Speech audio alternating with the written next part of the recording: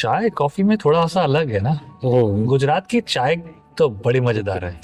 गुजरात के अंदर जो चाय चाय का जो चलन है ना, वो घर में भी है बहुत, लेकिन बाहर अगर देखेंगे हाँ, तो हर 50 मीटर पे आपको एक चाय की ये मिलेगी टपरी।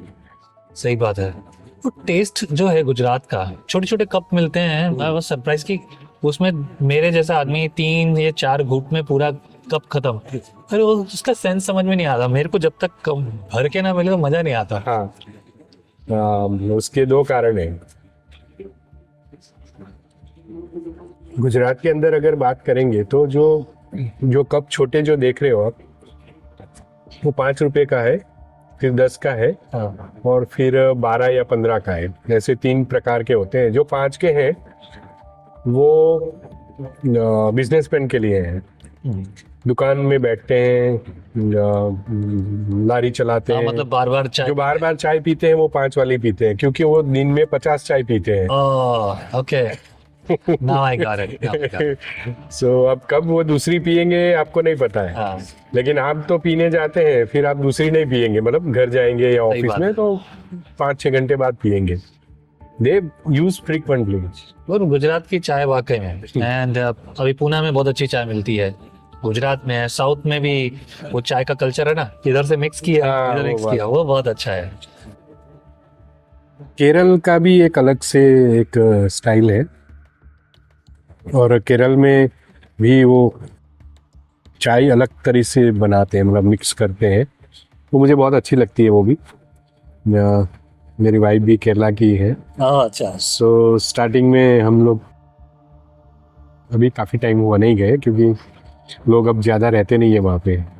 मैं जब भी जाता था चाय पीने बहुत जाता था बाहर। सही बात है। और राजस्थान में कैसे है चाय के लिए? राजस्थान में चाय का कैसा है कि लोग है ना घर में बनाते हैं और अच्छी नहीं बनाते चाय, मजेदार नहीं है चाय।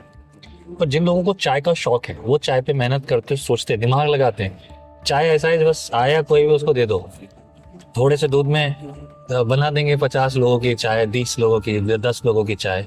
वैसे चाय के लिए उतना क्रेजी पद नहीं है, बनाएंगे तो बिल्कुल बेकार, और चीनी भर के पीते हैं लोग। वह हमारे घर की हालत ऐसी नहीं, मैं तो पीते भी नहीं घर में चाय, बट यस वी नीड। मैं दिन में कम से कम एक चाय पीता हूँ शाम को, वो मुझे चाहिए। It's kind of energy tonic, Indian tonic, what is it? मुझे तो चाय की बहुत ही आदत है, मैंने अभी कम किया। शुरू से सुबह उठते ही पहले चाय चाहिए, उसके बाद 11 बजे तक तो 3 बार हो जाएगी। और जब मैं ऑफिस में जाता हूँ तो फिर मैं कभी खुद भी बनाता हूँ, क्योंकि कई ऑफिस में रिस्ट्रिक्शन होता है, कई जगह पर रिस्ट्रिक्शन होता है, तो बाहर जाते हैं पीने के लिए, क्योंकि सबको चाहिए चाय। या तो मुझे चाय, हालांकि फ्रेंड्स और डॉक्टर ने थोड़ा कम करने के लिए बोला है। लेकिन ये, और ये मेरे घर से ही है।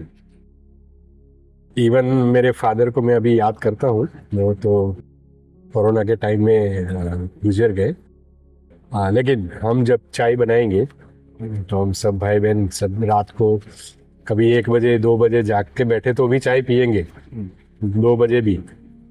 तो पापा तो सो रहे हैं, लेकिन उनको जैसे ही बोलेंगे पापा चाय, तो खड़े हो जाएंगे, बैठ जाएंगे बेड पे, चाय पियेंगे, फिर सो जाएंगे। चाय पी के लिए। लेकिन चाय पियेंगे जरूर। ये चाय तो है ना बहुत अलग बात है, हर जगह तो चाय ना कुछ तो है। किसी के लिए चाय, किसी के लिए कॉफी। अमेरिकन कॉफी के पीछे दीवाने हैं, दे लव ब्लैक कॉफी। और ये दीवानगी जो है ना, आदमी में हर एक अलग अलग तरह की दीवानगी है। एक दीवानगी में तुम देखता हूँ हमारे सर्वशक्तिमान परमेश्वर की। बिकॉज आप पर्सनली क्या सोचते हैं मुझे पता नहीं है, आप कैसे सोचते हैं? यमुना की पुस्तक उसके 3रे अध्याय के 16 पद में क्या लिखा कि परमेश्वर ने जगत से ऐसा प्रेम किया कि उसने अपना इकलौता पुत्र दिया। अब सोचो, थोड़ा ध्यान से सुनो, हमने कितनी बार पढ़ा, कितनी बार सिखाया, पर खुद सोचो, इकलौता पुत्र दे दिया ताकि जो कोई उस पर विश्वास करे वो नाश न हो, अनंत काल का जीवन पाए। That's the plan of God. और ये परमेश्वर की दीवानगी है, किसके लिए? अपने बच्चों के लिए।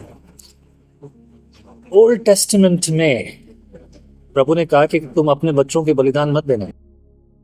आई हेट दोज पीपल, मैं उनसे घृणा करता हूँ कि जो अपने बच्चों का बलिदान देते हैं। अब सोचो आप इस बारे में कि जो लोग अपने बच्चों का बलिदान दे रहे हैं, लेकिन क्या प्रभु यहोवा परमेश्वर ने अपने इकलौते का बलिदान नहीं दिया आपके और मेरे? Think about the pain, struggle, that heart. हे प्रभु, हे पिता, तूने मुझे क्यों छोड़ दिया? एली एली लमा शबक्तनी। Just think, what do you think? क्या लगता है आपको? सही बोल रहे हैं आप। उससे पहले एक बात मैं सोच रहा था कि आदम एंड ईव ने पाप किया है,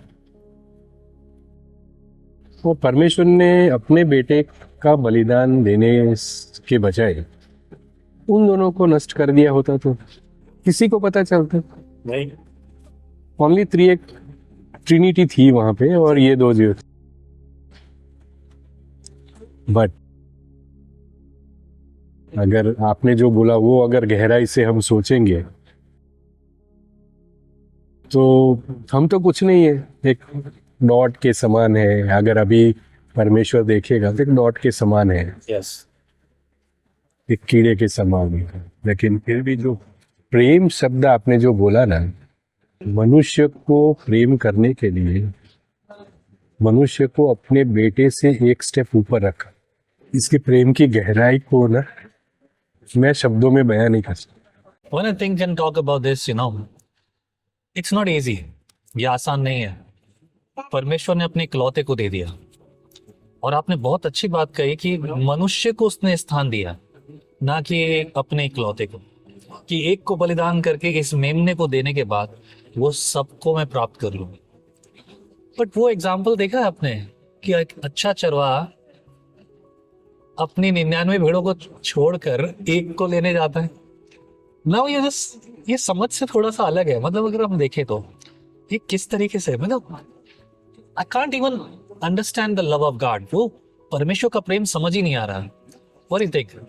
सही है, उन्होंने वो एग्जाम्पल तो नए नियम में दिया, लेकिन एक्शन जो है उन्होंने पुराने नियम में किया, डिसाइड किया।